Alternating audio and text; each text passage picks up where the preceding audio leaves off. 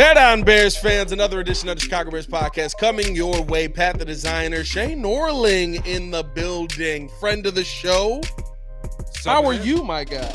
I'm good, man. Excited to talk some football. I'm always Can never excited get enough. to talk football. Even in the middle of June, Listen, late June, even. Listen, at this point, as EO said, we're down to bringing on the C team at times on the show. Oh, what the hell, dude? I wasn't saying you specifically. Felt like I it. wasn't calling. Did it? Sure. That might have felt been like personal. That might have been It. personal. Yeah, for that you. was an attack. You might have felt that. We got a problem. We got now. a problem now. No, I kid. We love having Shea on the show, and Shea, one of the few guests who brings his own material. You are going to be dictating what we talk about on today's episode of the Chicago Bears podcast. By the way, hit that like button, subscribe to the page, leave that 5-star review. Y'all know what to do. There's no split team today, my boy. What do you got for us? Yeah, I was told to bring some NFL bold predictions for the 2024 Ooh. season, and you can tell me if they're. Can I swear? Yeah. You can tell me if they're bullshit or not. Oh, okay. All right. Let's do it. So I'm excited to get into this. I'm going to start with the New York Football Jets Oh. and Aaron Rodgers, Just a general yes. because I keep hearing people talk about Aaron Rodgers is back. The defense is so good. They went out, got Tyron Smith, the left tackle, out of Dallas. They've improved their roster. It's so good. All the weapons in the receiving room. Yeah. Obviously, Breece Hall gets healthy. This team's going to go win the AFC East. Rodgers will contend for MVP. They're going to be a playoff threat. Bold prediction number one, this team's going to be a total disaster. Total disaster. Now, granted, the threshold for the Jets to be a total disaster, given what they have, is basically just miss the playoffs. I don't need them to go 4-13 or whatever. Okay. 8-9 would Yeah. be an unmitigated disaster for the New York Jets. But you think about what's going on with their minicamp, and I don't think people are highlighting some of these issues enough. A, they went out and traded for Hassan Reddick from Philadelphia, Yep. right? Put him on the roster as a pass rusher. He doesn't show up to minicamp because they won't pay him. Well, then why'd you trade for him? Why would you trade for a guy that you have no interest in extending? This GM, Joe Douglas, Yeah. continues to do baffling thing after baffling thing. It feels Carolina-ish. I'm not gonna lie Doesn't to it? you. Yeah, it does feel a little Carolina-ish. Let me ask you this. Who's in charge at the New York Jets football facilities? Who's the number one guy? Aaron Rodgers for sure. It ain't Joe Douglas. It ain't Robert Saleh, ain't who Robert they Saleh. probably should have fired last year. Instead, they bring him back so he can rock out at minicamp with this whole Aaron Rodgers is not here. It's Yeah. an inexcused absence, but it's not a problem. Well, if it's not a problem, then it's an excused absence. it's not Why an would you excuse. say it's an excused, but it's not a problem? I also can't wait for Aaron Rodgers to show back up like for training camp and immediately throw Robert Saleh under the bus. Yeah. Like we know that's coming, right? Like we know it's gonna be literally, oh well, I don't even know why we were talking about this while I was gone. I told the team I'd be gone and we understood it. And I'll talk to Robert about that. It's like, what are you gonna put him in timeout? Like I'm we telling know you. that that's what's coming. There's rumors already that he's been unhappy with Nathaniel Hackett. By the way, his buddy, who he handpicked Yeah. to come over to the Jets Which I with don't him know as the why. offensive coordinator. Already, look, we know what happened in Green Bay. He was freelancing the offense. Yeah. LaFleur was sick of it. Surprise, Rodgers leaves and the Packers get better. Matt LaFleur also is a good head coach. You know what I mean? Right. That's It's like you magically realize, like, oh wait, this dude can coach. I thought it was Rodgers the whole time. the Jets have a really good roster. They have Yeah. a really good defense. Yeah. I love their receivers. Garrett Wilson's a stud. It just foundationally in the front office and in the coaching staff, it feels like a mess. And when you let the quarterback, who's going to be 41 now, off an Achilles injury, run your franchise, I refuse to believe things are going to go as well as you're expecting. Here's why I think it won't be a disaster. Why I think they'll make the playoffs. I don't think they'll be the best team in the playoffs. I don't think that they'll be the number one, but I do think they'll make the playoffs because the one thing that I've seen from Aaron Rodgers time and time again is, and I get it, he's older, it's a different Aaron Rodgers, but when you count him out, he usually comes riding in on his drug-filled white horse and usually is able to get the job done. That masks a lot of stuff. That like everything, every crack that you see in the front office, every bit of crack you see in the front office, maybe. I don't know what's going on there. There's a lot of drugs around Jets camp apparently. But you know, like it's patched over as if you're able to go out there and win. And the one thing I think Definitely. that Aaron Rodgers will be able to do with this team, especially with the defense, like it's not even like he has to be the Aaron Rodgers. Like he could be the Peyton Manning version that we saw in Denver that final year and just be like, dude, just go out there and don't throw more interceptions than touchdowns, which you never do. And that team should be good enough to be a playoff team. I think that they won't be a complete disaster, but I think we who pay attention closer than most will look at the Jet situation and be like, no, we see the pig behind that lipstick. You can't hide it from us. I'm telling you, I think they're going to miss the playoffs. And I really like, you look at the last time Rodgers was in Green Bay, full season healthy, was one of the worst seasons of his career. Wasn't bad by any stretch. It was an Aaron Rodgers season. And at the end of it, we're all watching, maybe they really will run the table here at the end of the season and make the playoffs. And what happens? Instead of the classic Rodgers storybook ending, you lose to an eliminated Detroit team at home in primetime in Green Bay final week. And then you up and leave. Achilles injury 4 plays into your season, coming back focused on everything but football now. Also threw your coach under the bus. Yeah. you know what I'm saying? Like, it just hasn't been about football with him. And everybody's giving him the benefit of the doubt. I get it. You have a storied career like this. You deserve it. But he's getting almost the Tom Brady deference from a lot of people. He has not achieved what Tom Brady achieved. No. But what I think the thing is, how many times have we said Aaron Rodgers is done? It's over. It's time to move on. When they drafted Jordan Love, we were like, the future's now. And then he won 2 MVPs.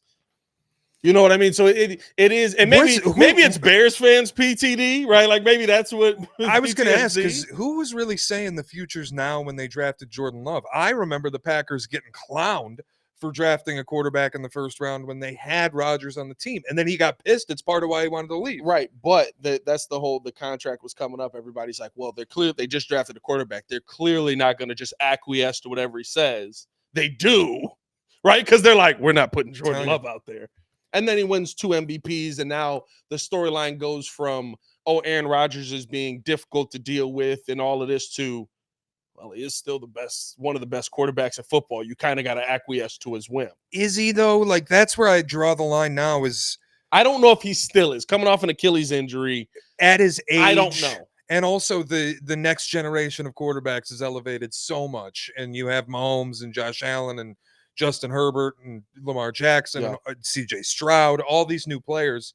Is Rodgers still in that top 7 group? I don't know. Even if he's good at 41, I don't know if he's in that group. I don't think he's top 7. I think he's probably top 10 to 12. Just coming off an injury. We can't, right? We don't know anything about what he's going to come back and do because we didn't see anything last year. But top 10 to 12 could get you a playoff spot with that Jets team. Here's what I will say, though. It will be a failure because they will not win a Super Bowl. Agree. So that should be their goal. Yes, that's the only goal that they can have for the deal that they gave up. Absolutely. Do they get that pick back, though? Wasn't there a stipulation in the trade that like half of the picks that they sent? I don't remember exactly what the trade was, but wasn't there like a time on the field clause in the trade? He had to play like 61% or something like that of the snaps. He had to play a certain snap. So they got all their picks back. But I don't think they get a pick back. I just think they send a worse pick to Green Bay. Was that what it was? I thought the picks were conditional on Green Bay got the Jets' first round pick because he didn't play 65% of the snaps. So the Jets had to give So the Jets already that makes sense. So the Jets already lost the better of the picks. Okay. The Jets weren't sending again. I don't know if people heard that. The Jets had to give up their first round pick, basically because Aaron Rodgers didn't play last season.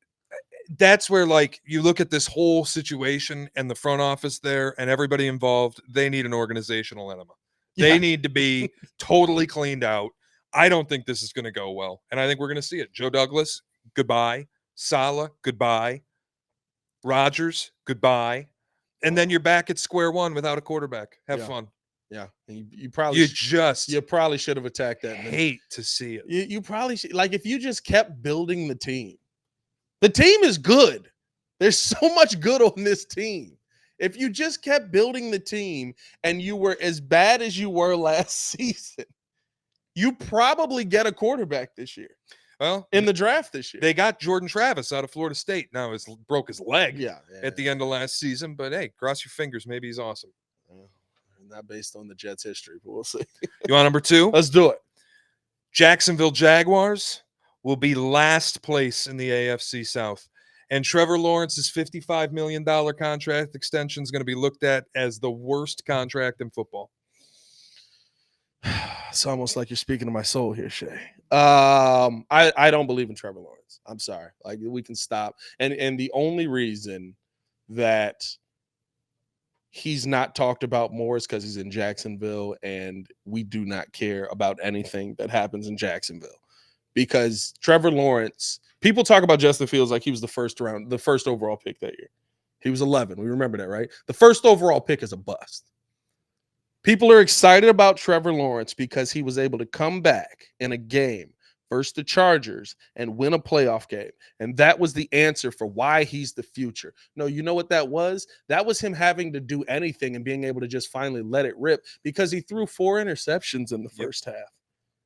He's not a quarterback that I think 55 the contract is insane. But I guess a year, man.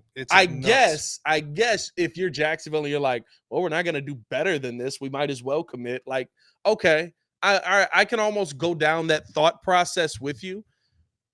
But you don't have the quarterback that's going to be the leader of your team. And I don't believe that you built a team that can insulate how he is as a quarterback. That's my problem. Number 1 with them is the offensive line is not better enough. It was one of the worst lines in football. When you are a team that has Travis Etienne and you can't run the ball, that just shows your line and your play calling is atrocious. Yeah. Bad news. Doug Peterson sticking with Bress Taylor, his offensive coordinator from last year, who was an absolute disaster as the play caller this year. I mean, you think about the year Doug Peterson got there after Urban Meyer left. It was Trevor Lawrence, looked like a top 5 passer, had this incredible season. Dougie P's calling the plays as the head coach. Scheme's beautiful, similar to what happened with Carson Wentz and Nick Foles in Philadelphia when Peterson was there. Hands the play sheet over to Bress Taylor. Last year, whole fucking thing falls apart. Yeah. And so I just look at this team and I'm like, you didn't upgrade the offensive line enough. You got he Mitch is taking Morse. over play calling duties though. Doug Peterson is taking back play calling duties. Is he? That's what the report was. I don't know whether he does it or not, but because last year I couldn't even get info on if Bress Taylor was actually calling the plays. It was a rumor. Was he doing the Nagy? Look, man, I'm just, if you're going to tell me that I'm taking the play sheet back, brother, I hope. Yeah. But I don't know that I believe you. Yeah. Last year you wouldn't tell us if you had it in the first place. The offense was a mess. Your line's atrocious. You went out and got Mitch Morse, but everybody else is pretty much the same. Defensively, they were a nightmare. Yeah. This is a bad football team that just paid their quarterback through the nose, and he's been average. He feels Trevor Lawrence will give you a half a season where he shows you the flashes that you want to see. And I think last year that was kind of the second half of the season. It was still a lot of ups and downs, but the second half was better. When I see him, like, I know people like he was the last guy before Caleb to get the generational tag. And I see him now in the NFL, and I'm just like, this dude's Ryan Fitzpatrick. All right, he's a little better than that. Ryan Fitzpatrick would have a phenomenal half of a season where we would go, it's Fitzmagic. But you always knew it was going to run out. Like, Ryan Fitzpatrick would have moments where we'd look at him and be like, right now, through this 6 games, he's one of the best quarterbacks in the NFL. I see what you're saying, but I think with Trevor, like, there's the 1 year I can look at and go, he was legitimately a top 5 player. And he had the meltdown in the playoffs in the first half. I've always told people. Fitzpatrick that year in Miami, you mean? I've always told people, like, Trevor Lawrence, the comeback against the Chargers is great, but don't forget Brandon Staley forgot he had Justin Herbert on the team in the second half. Exclusively tried to run, would not allow Herbert to throw. I think he had 4 pass attempts in the second half of that game. And Trevor Lawrence threw 4 interceptions. Like, why did he have to come back in the first place? It's because he was abysmal in the first half. And what happened the following week? So, like, as much as you hear about, well, he had the playoff win and the comeback, great. The rest of the numbers look terrible. And I don't think it's all his fault. He's in a bad spot. The offensive line stinks. his receivers. Like last year, Calvin Ridley comes but you got to get Calvin Ridley back. He hasn't played football in a year. Now you expect me to believe in like a wide receiver room of Gabe Davis as your ostensible number one wide receiver and the rookie Brian Thomas Jr. Your wide receiver room got worse. Who what do they got? Parker Washington Yeah, as a threat over yeah. the middle. It's like who cares about Your this? wide receiver room got worse. It's a bad this year. team, and Yeah. I think the Titans are better. Titans Ooh. come out. Now quarterback's a bigger question in Tennessee. Yeah, but I don't know about that. You go out and you get Calvin Ridley. You go out, fix your defensive line a little bit. Yeah. You go out, add L'Jarius Sneed via trade. That's an aggressive move. Yeah, like D-Hop there too. Is like DeAndre Hopkins there, right? Yeah, still there. Oh my God! Like, yeah, went out, signed Tony Pollard. The receiver room over there is the one that Trevor Lawrence should have.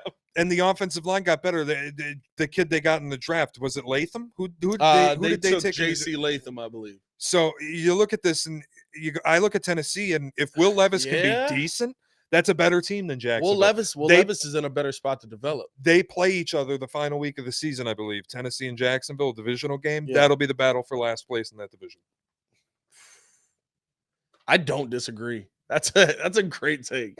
I'm here for that one. I think that when you look at Tennessee and how it's the AFC South. Like it's Houston's division. Have at it, right? Like, and it's the rest of the guys. You want to get a little hotter? No. Watch out for Indy. No. No. Watch out for Indy. Hey, I saw. You want to know why? No, because Anthony Richardson again will not complete a season. That's the fear. That is fair. No, because and it's his fault. It's his fault.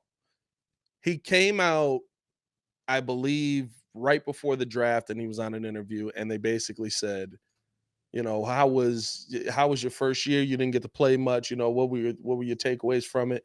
And he went, I mean, it's funny because like the NFL felt a lot easier than college did. And I was like, oh, brother, you are not gonna.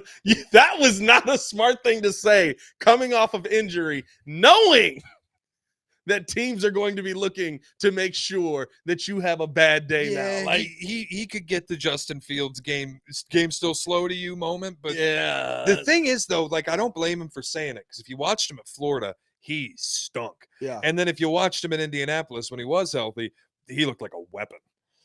He looks like a weapon, but he just I think we saw him 4 games, right? 3 of the games he gets taken out early. The one game that he plays in, he has the game that he forces overtime. I forget who the team was, but solid back and forth and was throwing the football well.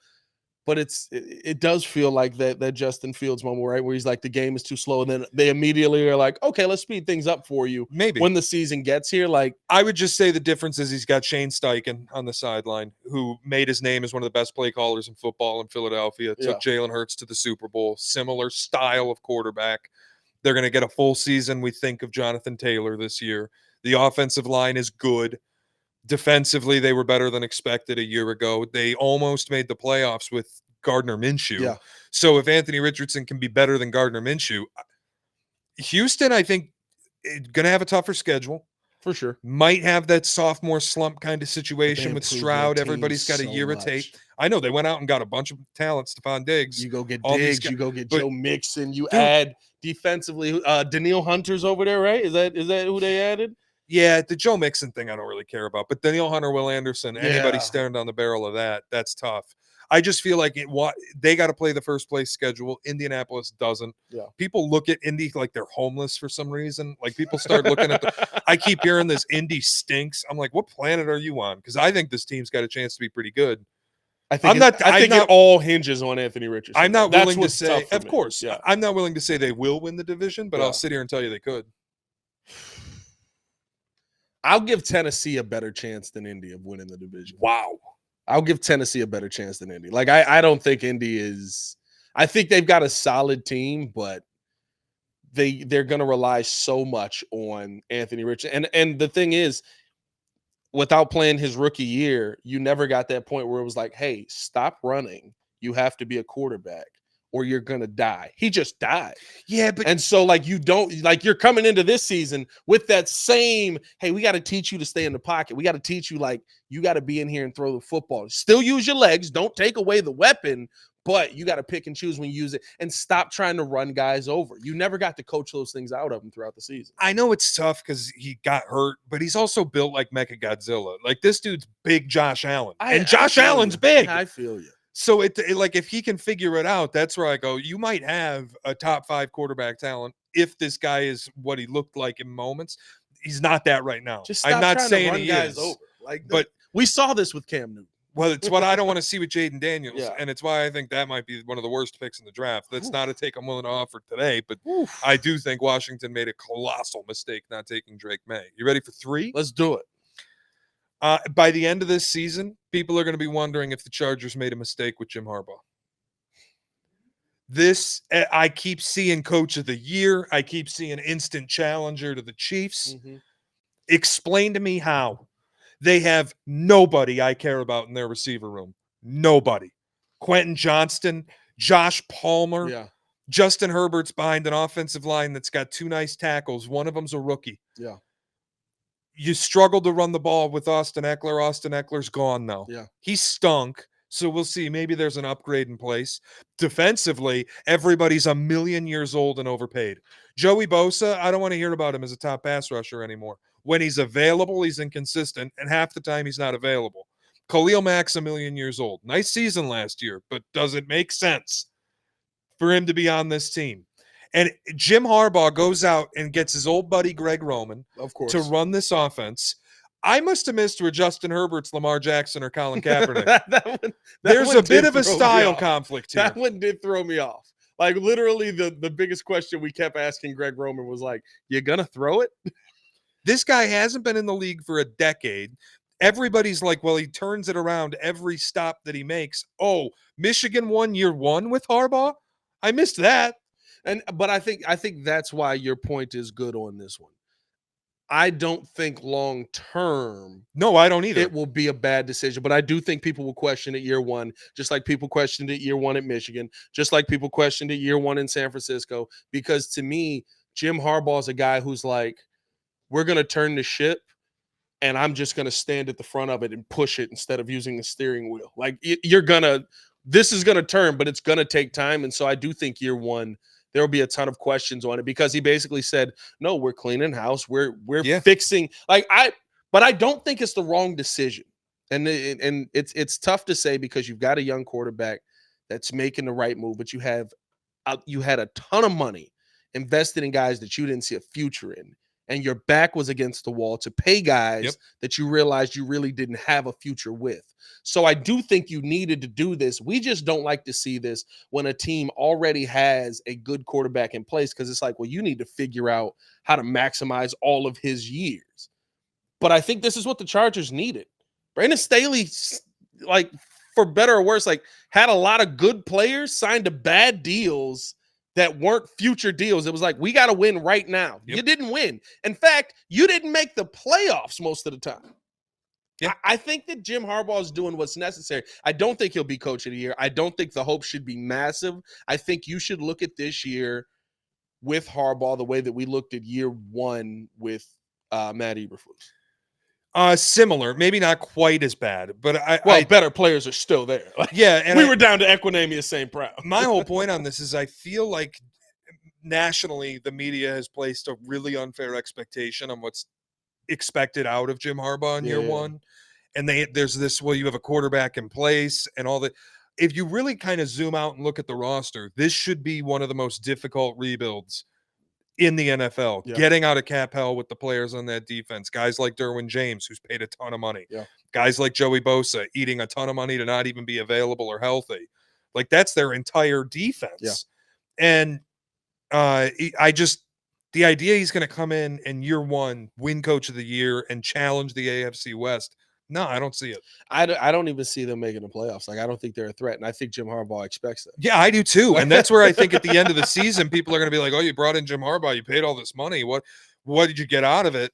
It's like, dude, it was year 1. And look, I'm kind of low on what I think they're going to be under his tenure. I think it's going to be short. People forget 4 years. Harbaugh's history is 4 years. I wear thin on people. He'll piss people off immediately. He wore thin on everybody at Michigan. Everybody seems, because he made the playoffs twice, won the Big Ten twice, and won the national title, everybody forgets this is a dude who had his salary cut in half, and they wanted to fire him. They were praying that he would take an NFL job. Yeah. They took half his money away. Yeah. I think that's the thing, though, right? Wearing thin only comes back into play when you start to lose.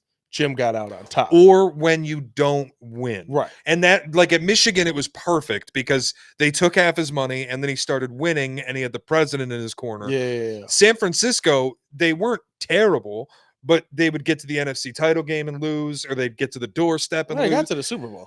Super Bowl, yeah. And lose to his brother. Yeah.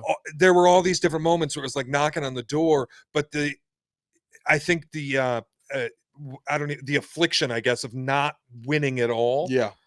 And the reality of the situation with John Lynch in the front office, it wasn't going to work. And it's a lot harder to do in the NFL. That's the thing, right? In how many of those years with Michigan making, right, the college football playoffs or making, but we're just like, we just putting them in because it's Harbaugh and Michigan? Like, are they the best team that we can throw in here? Like, I feel like you don't have that grace. Of course, you don't have that grace in the NFL. It's based on whether you win or whether you lose. It doesn't matter what team you play. And so because of that, I think that you went to the hardest division in football, basically.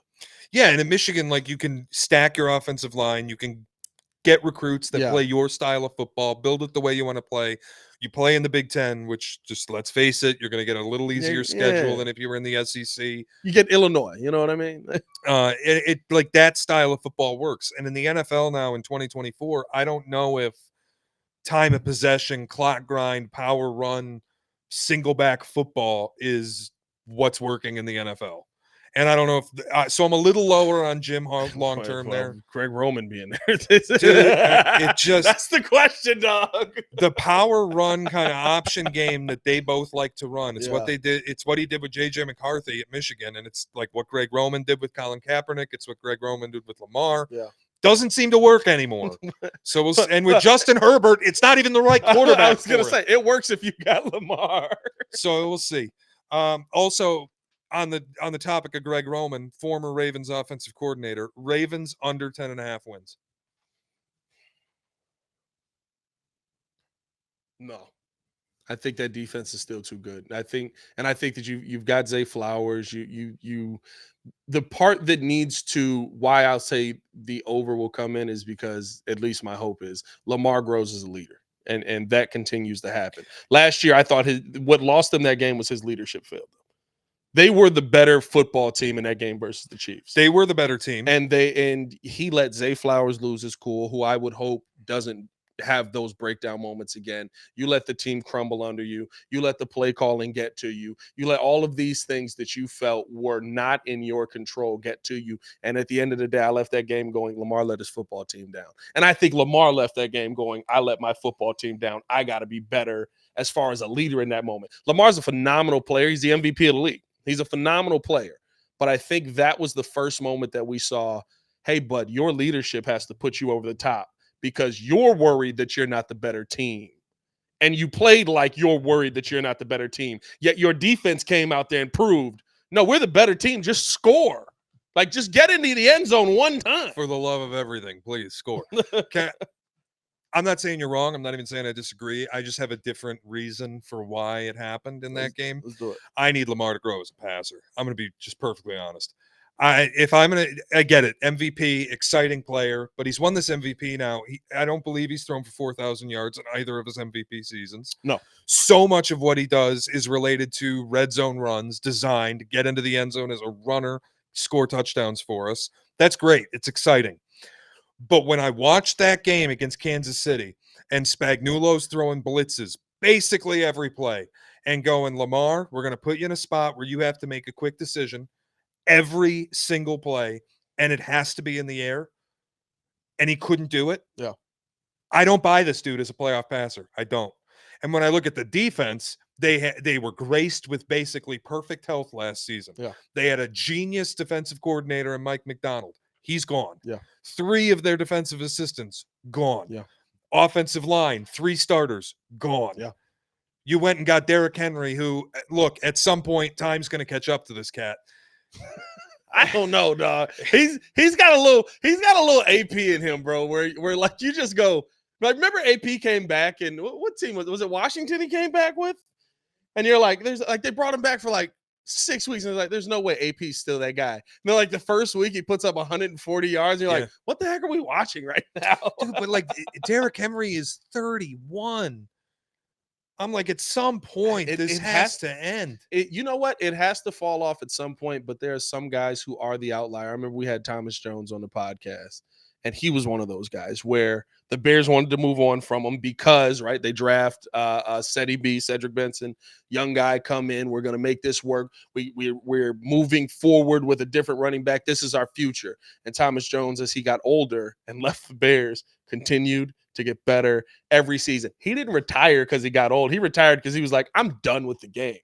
Everybody doesn't get that luxury, but I think Derrick Henry is one of those players where we've been waiting for the fall off to come. The fall off came 2 years ago? Yeah. And it was a 1,200-yard season. Yeah. And we were like, oh, he's not the same Derrick Henry anymore. It was a 1,200-yard season. There are some things you can point to, like yards per carry's down from where he was when he was in his peak. It feels like offensive line got a lot worse, though. But yeah.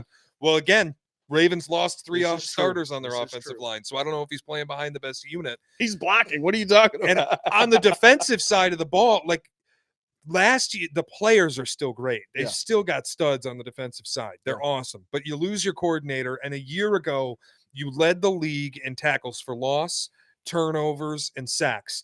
It's the first time in NFL history a team has led the league in all 3 of those statistics.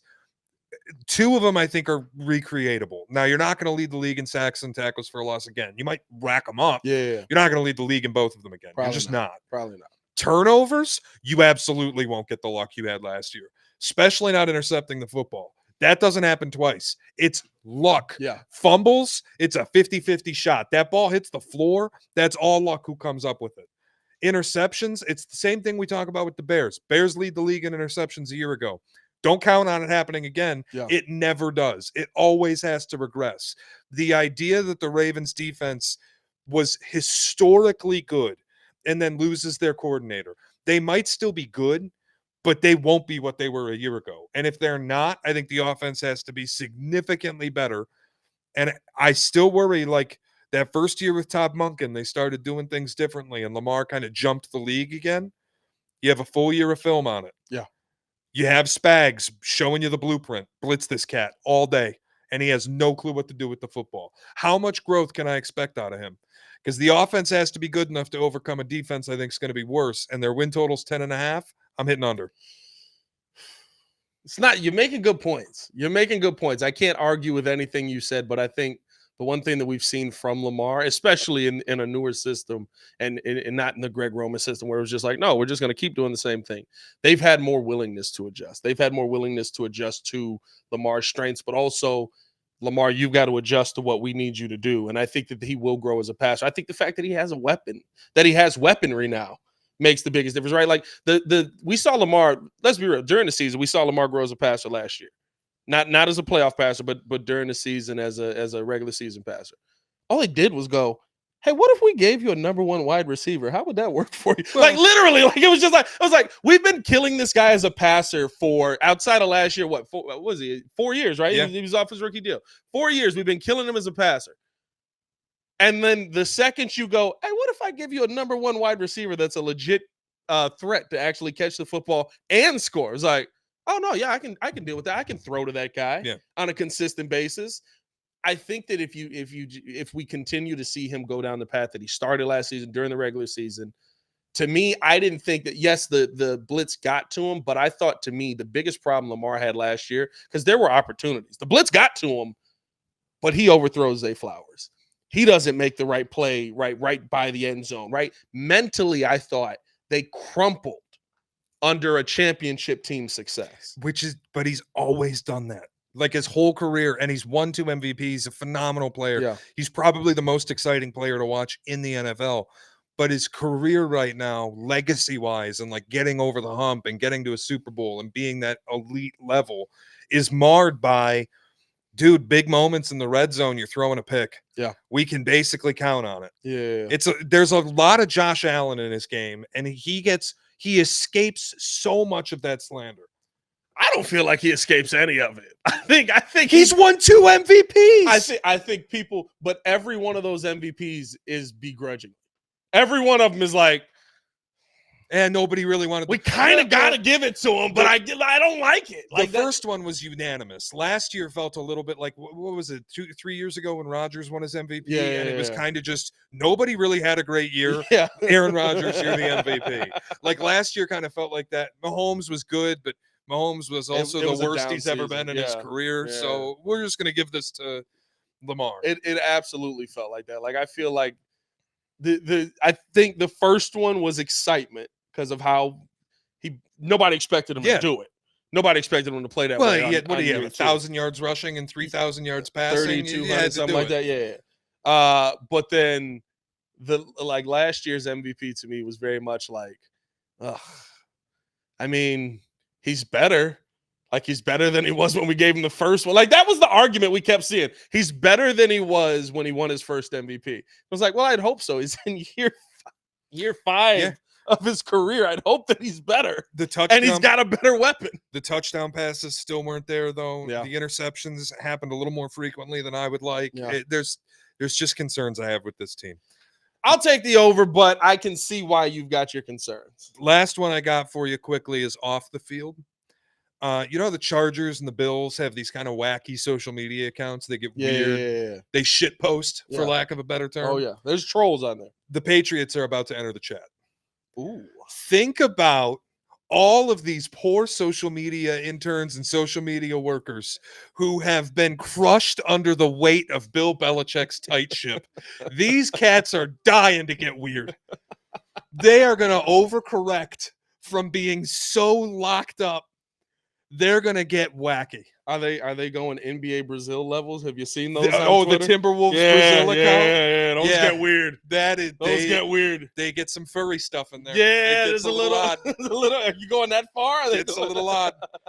No, well, the Patriots don't have a furry mascot, so I think they're safe in that regard. But it could be worse. Like the Bills always do these weird shitpost things where they're like giving Josh. It's like the dreamy TikTok ones. Yeah. They're like giving Josh Allen a gift, and then they're on a playground, and there's like something scary happening. Yeah. I think the Patriots are going to get weird. It's the overcorrection of the Belichick tenure. We're getting weird. I'm not out on that. I'm here to see that. I'm not gonna lie. Like I kind of want to see it because I want to see what the ship is actually going to look like, because new head coach, new quarterback, all of that there. But are they going to deviate that far away from? It's not the Belichick way. It's the Patriot way. I don't know if they're going to deviate that far from the Patriot way under new leadership. Well, it's new leadership in the front office, but the owner is still the guy that was getting rub downs at a massage, so we know he'll get a little loose. But we know that he doesn't want to talk about it from the Tom Brady roast. It's like, doesn't mean we can't bring it up. We can't bring it up. Doesn't mean I don't have to talk about it. Is Tom Brady in the room with us? Every game they lose, it's just like a different team in a massage parlor, different team's mascot in a massage parlor on Twitter. I hope that they get, because the exclusionary kind of arrogant, and I'm a fan, but the arrogant brand is like, enough. Let's get weird with the rest of the teams. Let's embrace Gen Z culture, please. I wish this for everyone. I don't think there's one Gen Z person working in their social media account. But it's you. You basically your doppelgangers in the social media account. I'm good. Like the thing. I wish all these teams would embrace what the Chargers and the Bills do and go kind of Gen Z whack mode with the social media. Like I like what the Bears do with their schedule release videos. They're very like tightly, highly produced. They look expensive. They look really good. Get weird. Make them funny.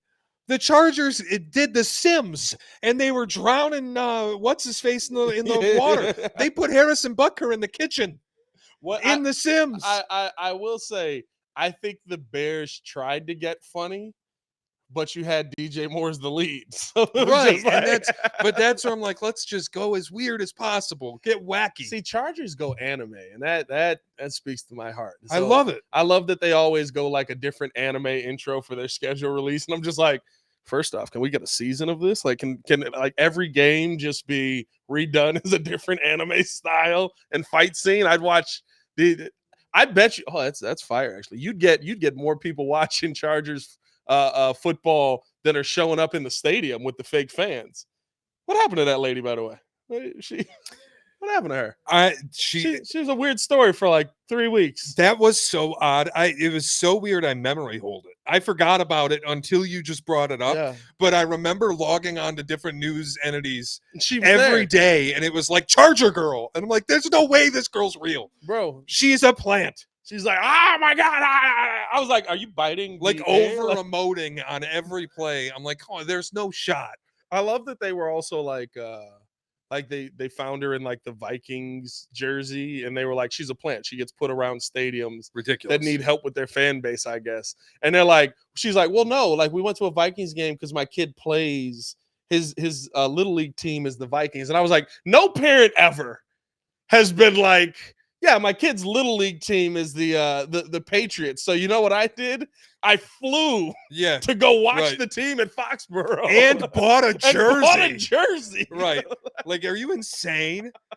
Dude, that whole thing, I totally forgot about that. That is wild. But hey, you know what? If you're the Chargers, you relocated from San Diego to LA, and now you don't have any fans. So I guess that's what you got to do. Listen, I'm telling you, you make every game, you redo it as an anime designed show. I guarantee you more people will watch Chargers football because they'll be like, okay, I want to know the plot that's coming this week. There'll be no, like, I want Honestly, to know the storyline that's coming around this. Jim Harbaugh as an anime character would be fantastic. Oof. Would be fantastic. Oh, He's such a weirdo. yeah, Hates chickens. They're a nervous bird. You could do Family Guy style, like anime style, but it's Jim Harbaugh It's fighting Jim a big Harbaugh chicken. fighting a chicken, Family Yeah. Guy style. Yeah. They might have missed the ball on that one. Family Guy style might have been the way to do the schedule release this year. Jim Harbaugh is Peter Griffin. Why is it kind of fit? Like if Jim Harbaugh gets fat, you think about the glasses that he's wearing now. Like it kind of fits. Isn't there one where Peter gets skinny? I don't watch the show a lot, but like Jim Harbaugh, skinny Peter Griffin. He's a weird dude, man. That's not a bad take. That may be the best one. It wasn't even on the paper. There you go. Bill, the Chargers social media team, please bill this hour to ESPN Chicago. 100%. Thank you. We need all that money. Appreciate you guys for tuning in, showing love. Shay, appreciate you coming on the show with your bold predictions. I think there was some good ones. The social media team here at ESPN is going to get weird on this episode. There we go. I like it. Hit that like button, subscribe to the page, leave a 5-star review. Y'all know what to do. For Shea Norling, it's your boy Pat the Designer back at it again. Let us know your bold predictions on this season's NFL coming up. Y'all stay safe out there, Chicago. Peace.